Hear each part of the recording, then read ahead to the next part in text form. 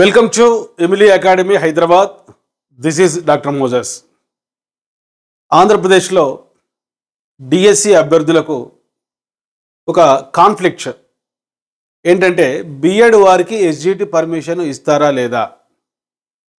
High court ఏమో BEd వారికి SGT permission ఇవ్వకూడదు, మరి డిఎస్సి కండక్ట్ చేసుకోవచ్చు, కానీ ఈ యొక్క ఎస్జిటి అభ్యర్థులకు కేవలం డిఎడ్ వారు మాత్రమే అర్హులని గత 2 days బ్యాక్ తీర్పు ఇవ్వడం జరిగింది. కనుక ఈ వీడియో చివరి వరకు చూస్తే బిఎడ్ అభ్యర్థులు ఆంధ్రప్రదేశ్లో మరి ఎస్జిటి పోస్టులు ప్రిపేర్ కావాలా, స్కూల్ అసిస్టెంట్స్ ప్రిపేర్ కావాలా, లేక టీజీటీ పీజీటీ ప్రిపేర్ కావాలా, మరి ఈ 2 months పోస్ట్ పోన్ చేయబడ్డటువంటి ఈ తీర్పు ఏ విధంగా రాబోతుంది, ఇవన్నీ కూడా మీకు ఒక క్లారిటీ వస్తుంది. ముందుగా చెప్తున్నా, ఈ వీడియో చాలామంది విద్యార్థులు, అధ్యాపక మిత్రులు మరి దీనిపైన మీ అభిప్రాయం చెప్పని అడిగినప్పుడు నేను చేస్తున్నటువంటి వీడియో. ఈ వీడియో చాలామంది స్టూడెంట్స్, సార్ మేము బిఎడ్ పూర్తి చేశాము, ఎస్జిటి ప్రిపేర్ కావాలా, లేక తక్కువ పోస్టులు ఉన్నప్పటికీ కూడా school assistant TGT PGT prepare కావాలా, ఒక క్లారిటీ ఇవ్వండి, ఒక్కొక్కరు ఒక్కొక్క రకంగా చెప్తున్నారు అని అడిగినప్పుడు చేస్తున్నా. ఇది ఒకరికి అనుకూలం, మరొకరికి వ్యతిరేకం కాదు, మీకు క్లారిటీ ఇవ్వడం కోసం చేస్తున్నాను. బిఎడ్ వారికి ఎస్జిటి పర్మిషన్ ఇస్తారని నేను చెప్తే చాలామంది ఈ వీడియో లైక్ చేయవచ్చు, చాలామంది మా యాప్లో కోర్స్ కొనుక్కోవచ్చు, అది ఆర్థిక పరంగా ఉపయోగమే, కానీ నేను అట్లా చెప్పను. చాలా జాగ్రత్తగా వినండి, ముఖ్యంగా బిఎడ్ వాళ్ళు. మీకు నచ్చినా నచ్చకపోయినా కొన్ని వాస్తవాలు చెప్తున్నాను. పాయింట్ నెంబర్ 1, బిఎడ్ కోర్సు యొక్క ముఖ్య ఉద్దేశం సెకండరీ ఎడ్యుకేషన్. సెకండరీ ఎడ్యుకేషన్కు సంబంధించిన టీచింగ్ చేయడం. డిఎడ్ యొక్క ముఖ్య ఉద్దేశం డిప్లొమా ఇన్ ఎలిమెంటరీ ఎడ్యుకేషన్. మీకు తెలుసు, ఈ యొక్క ఎలిమెంటరీ ఎడ్యుకేషన్కు సంబంధించింది. అంటే ఈ కోర్సు యొక్క కరికులంలో, ఈ కోర్సు యొక్క లక్ష్యాలలో, ఈ కోర్సు యొక్క టీచింగ్ ప్రాక్టీస్లో చాలా తేడాలు ఉన్నాయి. అదేవిధంగా ఈ కోర్సుకు అడ్మిషన్స్ కోసం కూడా ఎవరైతే ఇంటర్ పూర్తి చేశారో వారు డిఎడ్కు, ఎవరైతే డిగ్రీ పూర్తి చేశారో వారు బిఎడ్కు ఎంపిక చేయడం జరుగుతుంది. ఇది మొదటి పాయింట్. బిఎడ్ వారికి ఎస్జిటి పర్మిషన్ ఇస్తారా లేదా, ఆంధ్రప్రదేశ్ ప్రభుత్వం మళ్ళీ అప్పీల్కి వెళ్తుందా లేదా, మేము బిఎడ్ పూర్తి చేసిన అభ్యర్థులు ఎస్జిటి జాబ్ ప్రిపేర్ కావాలా వద్దా, ఈ ప్రశ్నలకు ఈ వీడియో చివరి వరకు చూస్తే మీకు ఒక ఆన్సర్ లభిస్తుంది. సో ఈ కారణాల చేత చాలా సంవత్సరాల నుండి, ముఖ్యంగా 2010 తర్వాత national Council for Teacher education guidelines ప్రకారం చాలా ఇంపార్టెంట్, ఇక్కడ ఎన్సిటిఈ గైడ్లైన్స్ చాలా ఇంపార్టెంట్. ఎన్సిటిఈ అంటే ఏమిటి? National Council for Teacher education. ఈ వీడియో చివరి వరకు చూస్తే కొన్ని ఇంపార్టెంట్ బిట్స్ ఎడ్యుకేషన్కు సంబంధించి కూడా మీరు నేర్చుకుంటారు, మీకు కొన్ని అంశాల పట్ల కూడా స్పష్టత వస్తుంది. ఈ National Council for Teacher Education 1973వ సంవత్సరంలో ఏర్పాటైంది. 1993వ సంవత్సరంలో పార్లమెంటు ద్వారా ఒక చట్టబద్ధమైన సంస్థ అయింది. 1995 నుంచి national Council for Teacher education వారు తమ విధులను నిర్వహిస్తున్నారు. కనుక ఇక్కడ జాగ్రత్తగా గమనించండి, భారతదేశంలో national Council for Teacher education పరిపాలనా సౌలభ్యం కోసం నార్త్లో జైపూర్, సౌత్లో బెంగళూరు, ఈస్ట్లో భువనేశ్వర్, వెస్ట్లో భోపాల్లో రీజనల్ డైరెక్టరేట్స్ అంటాం, వీటిని రీజనల్ డైరెక్టరేట్స్ ప్రారంభించింది. కనుక ఒక బిఎడ్ కాలేజీకి పర్మిషన్ ఇవ్వాలన్నా, ఒక డిఎడ్ కాలేజీకి పర్మిషన్ ఇవ్వాలన్నా, ఒక ఎంఎడ్ కోర్సుకు పర్మిషన్ ఇవ్వాలన్నా అదేవిధంగా ఈ ఉపాధ్యాయ విద్య టీచర్ ఎడ్యుకేషన్కి సంబంధించి కరికులం రూపొందించాలన్న నేషనల్ కౌన్సిల్ ఫర్ టీచర్ ఎడ్యుకేషన్కు ఒక అధికారం ఉంది. ఈ క్రమంలో మనకు తెలుసు National Curriculum Framework for Teacher Education రూపొందించింది 2009లో ఎన్సిటిఏ. 2024లోగా మరొక కొత్త నేషనల్ కరికులం ఫ్రేమ్వర్క్ రూపొందిస్తుంది.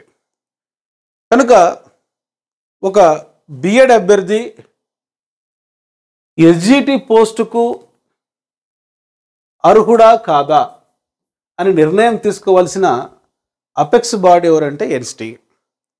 ఇది మనకు తెలుసు రైట్ టు ఎడ్యుకేషన్ యాక్ట్, విద్యా హక్కు చట్టం 2009 సెక్షన్ 23 సబ్సెక్షన్ 1లో మరి ఉపాధ్యాయ నియామకానికి అర్హతలు నిర్ధారించే authorised authority apex body NCTE అని ఈ చట్టంలో పేర్కొన్నారు. ఈ రైట్ టు ఎడ్యుకేషన్ అనేది ఫండమెంటల్ రైట్స్లో భాగంగా 21A ఆర్టికల్ కింద 86వ రాజ్యాంగ సవరణ ద్వారా చేర్చడం జరిగింది రైట్ టు ఎడ్యుకేషన్, విద్యా హక్కు చట్టం. కనుక ఈ చట్ట ప్రకారంగా తీసుకున్న ఎన్సిటి గైడ్ లైన్సే ఫైనల్. ఇప్పుడు మనం డిస్కస్ చేస్తున్నాం బిఎడ్ వారికి ఎస్జిటి పర్మిషన్ ఇస్తారా లేదా రెండు తెలుగు రాష్ట్రాలలో. ఆల్రెడీ తెలంగాణలో టెట్ పేపర్ 1కు పర్మిషన్ ఇవ్వలేదు బిఎడ్ వారికి. మరి బిఫోర్ ఎలక్షన్స్ జారీ చేసిన డిఎస్సిలో కూడా చాలా క్లియర్గా పేర్కొన్నారు బిఎడ్ అభ్యర్థులు ఎస్జిటి పోస్టుకు సంబంధించి రాసుకోవాలి, బిఎడ్ అభ్యర్థులు స్కూల్ అసిస్టెంట్కు మాత్రమే అర్హులు, ఎస్జిటికి అర్హులు కాదని చాలా స్పష్టంగా తెలంగాణ ప్రభుత్వం నోటిఫికేషన్లు ఇవ్వడం జరిగింది. అయితే ఆంధ్రప్రదేశ్ ప్రభుత్వం మరి ముఖ్యంగా మాకు ఒక రాష్ట్ర పరంగా బిఎడ్ వారికి పర్మిషన్ ఇవ్వాలా లేదా అధికారం ఉంది అని డిఎస్సికి సంబంధించి నోటిఫికేషన్ ఇచ్చారు. దీనిపైన రకరకాల యూట్యూబ్ ఛానల్స్, రకరకాల పబ్లికేషన్స్ వారి పర్సెప్షన్లో ఏం చెప్పారంటే బిఎడ్ వారికి పర్మిషన్ ఉంటుంది ఎస్జిటి పోస్టులు రాసుకోవడానికి అన్నప్పుడు చాలామంది అభ్యర్థులు మరి ఎస్జిటి ప్రిపరేషన్ మొదలుపెట్టారు. ఓకే, రాష్ట్ర ప్రభుత్వం పర్మిషన్ ఇచ్చి హైకోర్టు సుప్రీంకోర్టు యాక్సెప్ట్ చేస్తే మీరు రాసుకోవచ్చు. కానీ valuable time, energy, money waste చేసుకోకుండా ప్లాన్ బి కూడా పెట్టుకోవాలి. ఈ వీడియో ముఖ్య ఉద్దేశం ఏంటంటే బిఎడ్ అభ్యర్థులు ఎప్పుడైనా కూడా ఎస్జిటికి ప్రిపేర్ అయ్యేటప్పుడు అది ప్లాన్ ఏ అనుకోండి, ఒకవేళ పర్మిషన్ ఇవ్వకపోతే ప్లాన్ బి కూడా మీకు ఉండాలి. దానికోసం నేను చెప్తున్నా. అదేవిధంగా డిఎడ్ అభ్యర్థులు బిఎడ్ వారికి పర్మిషన్ ఇస్తున్నారు, మాకు ఉండే పోస్టులు చాలా తక్కువ, మూలిగే నక్కపైన తాటికాయ పడినట్లు మళ్ళీ ఈ నిర్ణయం ఒకటి ఉందని ఆందోళన చెందకుండా, టైం వేస్ట్ చేసుకోకుండా మీ పోస్టులపైన మీరు దృష్టి పెట్టండి. Come to the point. ఇప్పుడు చెప్తున్నా బిఎడ్ వారికి ఎస్జిటి పర్మిషన్ ఇస్తారా లేదంటే ఎన్సిటి చాలా స్పష్టంగా చెప్పింది బిఎడ్ వారికి ఎస్జిటి పోస్టులకు సంబంధించి అర్హత లేదని. అదేవిధంగా right to education act 2009 section 23 subsection 1లో కూడా చాలా క్లియర్గా ఉంది ఈ ఉపాధ్యాయ నియామకానికి సంబంధించి అర్హతలు నిర్ధారించే ఆథరైజ్డ్ అథారిటీ ఎన్సిటి. తర్వాత ముఖ్యమైన అంశం విద్య అనేది ఏ జాబితాలో ఉంది. విద్య అనేది 1976కు ముందు రాష్ట్ర జాబితాలో ఉన్నది. 1976వ సంవత్సరంలో 42వ రాజ్యాంగ సవరణ ద్వారా విద్య అనేది ఉమ్మడి జాబితాలో చేరింది. ఇప్పుడు రాష్ట్ర జాబితాలో లేదు. కనుక కేంద్ర ప్రభుత్వం, రాష్ట్ర ప్రభుత్వం విద్యకు ఉమ్మడిగా బాధ్యత వహిస్తుంది. రాష్ట్ర జాబితా అంటే స్టేట్ లిస్ట్, ఉమ్మడి జాబితా అంటే కాంకరెంట్ లిస్ట్, అదేవిధంగా సెంట్రల్ లిస్ట్ కేంద్ర జాబితా కూడా ఉంటుంది. విద్య అనేది ఉమ్మడి జాబితాలో ఉంది. స్వరణ్ సింగ్ కమిటీ సిఫారసుల మేరకు, చాలా ఇంపార్టెంట్, స్వరణ్ సింగ్ కమిటీ సిఫారసుల మేరకు 1976వ సంవత్సరంలో 42వ రాజ్యాంగ సవరణ ద్వారా విద్య ఉమ్మడి జాబితాలో చేరింది. 5 బిట్స్ నేర్చుకున్నారు. విద్య ఉమ్మడి జాబితాలో ఏ సంవత్సరంలో చేరింది? 1976. ఏ రాజ్యాంగ సవరణ ద్వారా చేరింది? 42వ రాజ్యాంగ సవరణ. ఏ కమిటీ సిఫారసుల మేరకు విద్య ఉమ్మడి జాబితాలో చేరింది? స్వరణ్ సింగ్ కమిటీ. ఏ సంవత్సరంలో? 1976లో. ఇవన్నీ నేర్చుకుంటే మనం ఒక బౌన్సర్ ఒక గుగ్లీ లాంటి బిట్స్ అడుగుతారు ఎడ్యుకేషన్లో. 1976కు ముందు విద్య ఏ జాబితాలో ఉంది? రాష్ట్ర జాబితా. ఈ వీడియో చివరి వరకు మీరు చూస్తే కంటెంట్ నేర్చుకుంటారు. మరి ఈ బిఎడ్ డిఎడ్ ఎస్జిటి పోస్టులకు సంబంధించిన వివాదానికి సంబంధించి ఒక క్లారిటీ మీకు వస్తుంది. కనుక ఒక రాష్ట్రం స్వతంత్రంగా నిర్ణయం తీసుకోవడానికి అవకాశం లేదు. ఎందుకంటే ఇక్కడ సెంట్రల్ గవర్నమెంట్ స్టేట్ గవర్నమెంట్ కొలాబరేషన్తో ఏదైనా చేయాలి. తర్వాత పాయింట్ నెంబర్ 6 మనం తీసుకుంటే రాజస్థాన్ హైకోర్టు చాలా స్పష్టంగా చెప్పింది. ఏమని చెప్పిందంటే బిఎడ్ వారికి ఎస్జిటి పర్మిషన్ ఇవ్వరాదని. దానిని ఎన్సిటి సుప్రీంకోర్టులో అప్పీల్ చేసినప్పుడు ఆ తీర్పును సుప్రీంకోర్టు గైడ్లైన్స్ కూడా చాలా స్పష్టంగా చెప్పాయి బిఎడ్ వారికి ఎస్జిటి పర్మిషన్ ఇవ్వకూడదు అని. ఈ క్రమంలో national Council for Teacher education గతంలో వారే ఒక ఉత్తర్వు ఇచ్చారు. దేశవ్యాప్తంగా ప్రైమరీ స్కూల్స్ టీచర్స్ కొరతగా ఉన్నాయి కాబట్టి బిఎడ్ వారికి ఎస్జిటి పర్మిషన్ ఇవ్వాలి. అయితే ఉద్యోగంలో చేరిన తర్వాత ఒక 6 months 6 నెలలు చైల్డ్ సైకాలజీ పైన పెడగాజీ పైన శిక్షణ ఇవ్వాలని మరి national Council for Teacher education వాళ్ళు ఒక అఫీషియల్గా తమ వెబ్సైట్లో ఉంచడం జరిగింది. ఈ క్రమంలోనే గతంలో కొంతమంది టెట్లో పేపర్ 1 కూడా క్వాలిఫై అయ్యారు బిఎడ్ వారు.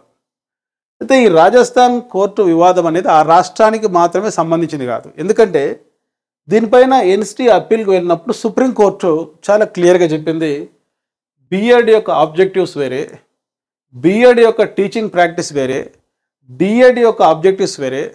చైల్డ్ సైకాలజీ పైన ఎక్కువగా అధ్యయనం చేస్తూ 5 మెథడ్స్ బోధించేది డిఎడ్ అభ్యర్థులు, అడోల్సెంట్ సైకాలజీ పైన ఎక్కువగా ఫోకస్ చేస్తూ 2 మెథడ్స్తో శిక్షణ పొందేది బిఎడ్ వారు అని సుప్రీంకోర్టు చాలా స్పష్టంగా చెప్పింది. ఇప్పుడు నేను 6 పాయింట్లు చెప్పాను. సో బిఎడ్ యొక్క కరికులం పాయింట్ ఆఫ్ వ్యూలో, point number 2 DEd curriculum point of వ్యూలో, పాయింట్ నెంబర్ 3 ఎన్సిటిఈ గైడ్లైన్స్ ప్రకారం, point number 4 right to education act 2009 section 23 subsection 1 ప్రకారం, పాయింట్ నెంబర్ 5 1976 రాష్ట్ర జాబితాలో ఉన్న ఈ యొక్క విద్య ఉమ్మడి జాబితాలో చేర్చడం వల్ల కేంద్రానికి రాష్ట్రానికి ఇద్దరికి కూడా ఉమ్మడి బాధ్యత ఉంది విద్య పట్ల. అదేవిధంగా పాయింట్ నెంబర్ 6 రాజస్థాన్ కోర్టు ఇచ్చినటువంటి తీర్పు, సుప్రీంకోర్టు గైడ్లైన్స్ ప్రకారము ఇప్పుడు ఆంధ్రప్రదేశ్లో బిఎడ్ అభ్యర్థులకు ఎస్జిటి ఇచ్చేటువంటి అవకాశం చాలా తక్కువగా ఉన్నాయి. ఆ విషయాన్నే 2 రోజుల కిందట ఆంధ్రప్రదేశ్ హైకోర్టు కూడా చెప్పి ఈ తీర్పును 2 monthsకు వాయిదా వేసింది. ఇప్పుడు డిఎస్సి రద్దు చేయమని చెప్పలేదు, డిఎస్సి జరపొద్దని చెప్పలేదు. కానీ ఈ యొక్క సుప్రీంకోర్టు గైడ్లైన్స్ ప్రకారం మీరు నోటిఫికేషన్ ఇవ్వలేదు అని మాత్రమే చెప్పడం జరిగింది. కనుక బిఎడ్ అభ్యర్థులు ఎస్జిటి ప్రిపేర్ కావాలా వద్దా? ఇన్ని పాయింట్స్ విన్న తర్వాత ప్లాన్ బి కూడా మీరు పెట్టుకోండి. ఒకవేళ రాష్ట్ర ప్రభుత్వం మాకు అధికారం ఉంది, సుప్రీంకోర్టుకు వెళ్తాం, ఒకవేళ బిఎడ్ అభ్యర్థులకు మేము ఇచ్చిన నోటిఫికేషన్ ప్రకారంగా ఎస్జిటి పోస్టులు ఇస్తామంటే అది మీరు ప్రిపేర్ కండి. లేదు మరి ఇన్ని పాయింట్స్ ఆధారంగా ఒకవేళ పర్మిషన్ ఇవ్వకపోతే ఎట్లా అనుకున్నప్పుడు మీ టైము, ఎనర్జీ, మనీ వేస్ట్ చేసుకోకుండా వెంటనే మీ జిల్లాలో డిఎస్సికి సంబంధించి స్కూల్ అసిస్టెంట్ పోస్టులు ఎన్ని ఉన్నాయి, మీ జోన్లో మోడల్ స్కూల్స్కి సంబంధించి, రెసిడెన్షియల్ స్కూల్ సంబంధించి ఎన్ని టీజీటీ పోస్టులు ఉన్నాయో వాటిపైన ప్లాన్ బి ఫోకస్ పెట్టండి. అంతేకాకుండా ఏదో నిరుత్సాహపడొద్దు. రాష్ట్ర స్థాయిలో ఈ నోటిఫికేషన్లు ఈ విధంగానే ఉంటాయి. కనుక డిఎడ్ బిఎడ్ పూర్తి చేసిన ప్రతి విద్యార్థి కూడా, నేను ఏదో మీరు ఎక్కువ ఈ వీడియోని లైక్ చేస్తారు, మా కోర్సెస్ను పర్చేస్ చేస్తారని నేను చెప్పటం లేదు. వాస్తవాలు చెప్తున్నా. రాష్ట్ర పరిధిలో వచ్చే నోటిఫికేషన్స్ దృష్టిలో పెట్టుకోకుండా జాతీయ స్థాయిలో చాలా అవకాశాలు ఉన్నాయి. జాతీయ స్థాయిలో కేంద్రీయ విద్యాలయ సంఘటన నోటిఫికేషన్ ఏప్రిల్లో రాబోతుంది. దానికి ముందు సీటెట్ ఎగ్జామ్ వస్తుంది. చూడండి, తెలుగు మీడియం విద్యార్థిని నిరాశపడొద్దు. బాబాసాహెబ్ అంబేద్కర్ చదివింది మాతృభాషలో, ఆంగ్ల భాషలో కాదు. మరి మిసైల్ మ్యాన్ అబ్దుల్ కలాం చదువుకున్నది ఇంగ్లీష్ మీడియంలో కాదు. ఆయన కూడా మాతృభాషలో, తమిళంలో తన ప్రాథమిక విద్యను పూర్తి చేశాడు. 1913లో గీతాంజలి అనే కావ్యానికి నోబెల్ పురస్కారం అందుకున్న రవీంద్రనాథ్ ఠాగూర్ కూడా చదువుకున్నది ఆయన బెంగాలీ మీడియంలోనే. వీళ్ళంతా గొప్ప వ్యక్తులు అయ్యారు. అంతర్జాతీయ భాష ఇంగ్లీష్లో పట్టు సాధించారు. కనుక ఇక్కడ మిమ్మల్ని ఇంగ్లీష్లో మాట్లాడమని అడగరు. సీటెట్ ఎగ్జామ్లో, కేవీఎస్లో, లేక నవోదయ విద్యాలయ సమితికి సంబంధించిన ఎగ్జామ్లో, లేక సైనిక్ స్కూల్కి సంబంధించిన ఎగ్జామ్లో, లేక ఆర్మీ స్కూల్కి సంబంధించిన ఎగ్జామ్లో, లేదా ఈఎంఆర్ఎస్కు సంబంధించినటువంటి ఎగ్జామ్లో ఇవన్నీ నోటిఫికేషన్లు సెంట్రల్ గవర్నమెంట్లో వస్తాయి. మీ కంటెంట్కి సంబంధించి బైలింగ్వల్లో మిర్రర్ ఇమేజ్ సిస్టంలో రాసినటువంటి టెక్స్ట్ బుక్స్ పైన మంచి కమాండ్ సాధించండి. డిఎస్సి రాయండి. ఈ ఎగ్జామ్స్ కూడా అప్లై చేసి జాతీయ స్థాయిలో ఉన్న ఈ పరీక్షల్లో ముఖ్యంగా బిఎడ్ అభ్యర్థులకు sky is the limit. Kendriya Vidyalaya సంఘటనలో టీజీడీ పీజీడీ పోస్టులు ఉంటాయి. అక్కడ ప్రైమరీ స్కూల్ టీచర్ పోస్టులు మాత్రమే ఉంటాయి డిఎడ్కు. డిఎడ్ వారికి ఎన్విఎస్లో అవకాశం లేదు. డిఎడ్ వారికి సైనిక్ స్కూల్స్లో అవకాశం లేదు. డిఎడ్ వారికి ఒక మోడల్ స్కూల్స్లో అవకాశం లేదు. గురుకుల స్కూల్స్లో అవకాశం లేదు. కస్తూర్బా గాంధీ బాలికా విద్యాలయాలకు సంబంధించిన స్కూల్స్లో అవకాశం లేదు. కనుక వాళ్ళకుండా అవకాశాలు డిప్లొమా ఇన్ ఎలిమెంటరీ ఎడ్యుకేషన్కి సంబంధించి ఉంటే డిఎస్సి, లేకుంటే కేంద్రీయ విద్యాలయ సంఘటనలో ప్రైమరీ స్కూల్ టీచర్సే. కనుక బిఎడ్ వారు నిరాశపడకుండా ఈ వీడియోని మళ్ళీ ఒకసారి చూడండి. ఈ పాయింట్స్ అన్నిటిని దృష్టిలో పెట్టుకొని ప్లాన్ ఏ బి పెట్టుకోండి. తక్కువ టైంలో డిఎస్సి ఉన్న ఈ నోటిఫికేషన్తో సంబంధం లేకుండా, ఎగ్జామ్ డేట్తో సంబంధం లేకుండా ఈ తక్కువ టైంలో ఖచ్చితంగా బిట్స్ వచ్చేటువంటి ఏరియాస్ పైన ఫోకస్ చేయండి. ప్రాసెస్ పైనే ఫోకస్ చేయండి. కోర్టు తీర్పు అనుకూలంగా వస్తుందా, ప్రతికూలంగా వస్తుందా, ఎగ్జామ్ అనుకున్న విధంగా జరుగుతుందా, పోస్ట్పోన్ అవుతుందా, రిజల్ట్ ఏ విధంగా వస్తాయి, ఇవన్నీ ఆలోచించొద్దు. So just focus on your task, just focus on your goal. ఫలితం తప్పనిసరిగా మీ కష్టానికి తగిన ఫలితం అనేది ఉంటుంది. కనుక ఈ వీడియో ఒకరికి అనుకూలంగా ఒకరికి ప్రతికూలంగానే కాకుండా చాలామంది విద్యార్థులు అడుగుతున్నారు, సార్ మీ గైడెన్స్ ఏంటి, ఇట్లా ఉంది మా పరిస్థితి, ఆంధ్రప్రదేశ్లో బిఎడ్ వారికి పర్మిషన్ ఇస్తారా లేదా, దీని ప్రభావం తెలంగాణలో ఏమన్నా ఇక్కడ కూడా డిఎస్సి నోటిఫికేషన్లో బిఎడ్ వారికి ఎస్జిటి పర్మిషన్లు ఇస్తారా లేదా అని చాలామంది విద్యార్థులు అడగడం చేత నేను చేస్తున్నా. అంతేగాని ఒకరిని అనుకూలంగా ఒకరికి ప్రతికూలంగానే కాదు. ఇది గమనించి ఈ వీడియో ప్రకారం నేను ఇచ్చిన గైడ్లైన్స్ ప్రకారం డిఎడ్ పూర్తి చేసిన అభ్యర్థులు, బిఎడ్ పూర్తి చేసినటువంటి అభ్యర్థులు ముఖ్యంగా గుర్తుంచుకోవాల్సిన అంశాలు గుర్తుపెట్టుకోండి. మొదటిది కంటెంట్. ఎప్పుడైనా ఈ కంటెంట్ అనేది చాలా ఇంపార్టెంట్ పోటీ పరీక్షలలో. అది టెట్ పరీక్ష కావచ్చు, అది డిఎస్సి పరీక్ష కావచ్చు, అది సీటెట్ పరీక్ష కావచ్చు, రాబోయేటువంటి కేవీఎస్ కావచ్చు, ఏ పరీక్షలు అయినా కూడా అనేది కంటెంట్. ఈ content diploma in elementary education వారు చదవాల్సినటువంటి కంటెంట్ చాలా జాగ్రత్తగా వినండి. 1st class to 10th class వరకు చదవాలి. బిఎడ్ వారు, బ్యాచిలర్ ఆఫ్ ఎడ్యుకేషన్ వారు ఎప్పుడైనా కూడా 6th క్లాస్ టు ఇంటర్ వరకు కంటెంట్ చదవాలి. ఇక్కడ 2 రకాల బుక్స్ మీరు చదవాలి. ఒకటి రాష్ట్ర ప్రభుత్వం ముద్రించిన ఎస్సీఆర్టీ. ఒకవేళ జాతీయ స్థాయి పరీక్షలు రాసేటప్పుడు ఎన్సీఆర్టీ బుక్స్ చదవాలి. చాలా ఇంపార్టెంట్ ఇది. ఫస్ట్ మీరు ఫోకస్ చేయాల్సిన అంశం కంటెంట్. కంటెంట్ కోసం ప్రామాణికమైన పుస్తకాలు, రాష్ట్ర ప్రభుత్వం ముద్రించిన ఎస్సీఆర్టీ ముద్రించినటువంటి పుస్తకాలు, మీకు మిర్రర్ ఇమేజ్ సిస్టంలో బైలింగ్వల్ మెథడ్లో పుస్తకాలు అందుబాటులో ఉన్నాయి. అదేవిధంగా ఎన్సీఆర్టీ ముద్రించిన పుస్తకాలు కూడా 1st class to 10th class D.Ed వాళ్ళు చదవడం వల్ల, 6th టు ఇంటర్ వరకు బిఎడ్ వాళ్ళు చదవడం వల్ల మీరు టీజీటీ పోస్టులకు, పీజీటీ పోస్టులకు, స్కూల్ అసిస్టెంట్ సంబంధించిన పోస్టులకు మీరు ఎలిజిబుల్ అవుతారు. సో 10th వరకు చదివినటువంటి ఈ డిఎడ్ అభ్యర్థులు ఎస్జిటి పోస్టు సాధించవచ్చు. జాతీయ స్థాయిలో ప్రైమరీ స్కూల్ టీచర్ జాబ్ కూడా సాధించవచ్చు. రెండవది పెడగాజీ. చాలా ఇంపార్టెంట్. ప్రతి కాంపిటేటివ్ ఎగ్జామ్స్లో మారనిది పెడగాజీ. దీనికి అదనంగా పర్స్పెక్టివ్స్ ఇన్ ఎడ్యుకేషన్, తర్వాత ఎడ్యుకేషనల్ సైకాలజీ, వీటిపైన కూడా మీరు ఫోకస్ చేయాలి. ఒకవేళ ఈ ఏరియాస్ మీకు ఒకవేళ వీక్ అనుకుంటే మా యూట్యూబ్ ఛానల్లో చెప్పినట్లు ఎమిలియా అకాడమీ యాప్లో వీటికి సంబంధించిన ప్రామాణికమైన క్లాసెస్ తెలుగు మీడియంలో, ఇంగ్లీష్ మీడియంలో కూడా ఉన్నాయి. సో వీటికి అదనంగా మీరు ఇంగ్లీష్ గ్రామర్ పైన కూడా ఫోకస్ చేయండి. అదేవిధంగా రాష్ట్ర స్థాయి పరీక్షలు రాసేటప్పుడు తెలుగు సబ్జెక్ట్ కూడా మీరు చూసుకోండి. ఇవి కంటెంట్కి సంబంధించినవి. ఏ పరీక్ష అయినా చూసుకోండి. అయితే వీటికి అదనంగా ప్రతి కాంపిటేటివ్ ఎగ్జామ్లో జీకే అడుగుతున్నాడు, కరెంట్ అఫైర్స్ అడుగుతున్నాడు. సో జనరల్ నాలెడ్జ్ అనేది సముద్రం కాబట్టి గత 2 సంవత్సరాల వర్తమాన వ్యవహారాలు కరెంట్ అఫైర్స్ పైన ఫోకస్ చేస్తే చూడండి, ఇక్కడ డిఎడ్ బిఎడ్ అభ్యర్థులు ఏ ఏ పరీక్షలకు మీరు ప్రిపేర్ కావచ్చు అంటే టెట్ సక్సెస్ కావచ్చు, డిఎస్సి సక్సెస్ కావచ్చు, సీటెట్ రాసుకోవచ్చు, కేవీఎస్ రాసుకోవచ్చు. అదేవిధంగా నవోదయ విద్యాలయ సమితికి సంబంధించిన పోస్టులు త్వరలో రాబోతున్నాయి. కస్తూర్బా గాంధీ బాలికా విద్యాలయాలకు సంబంధించిన నోటిఫికేషన్ రాబోతుంది. అదేవిధంగా మోడల్ స్కూల్స్లో పోస్టులు ఉన్నాయి, గురుకులాలు రెసిడెన్షియల్ స్కూల్స్లో జాబ్స్ ఉన్నాయి. వీటన్నిటికీ కావాల్సినటువంటి స్కిల్స్ ఏంటంటే ఫస్ట్ కంటెంట్, తర్వాత pedagogy, psychology, perspectives in education, GK, current affairs. కనుక మనం పరిస్థితులను తిట్టుకోకుండా,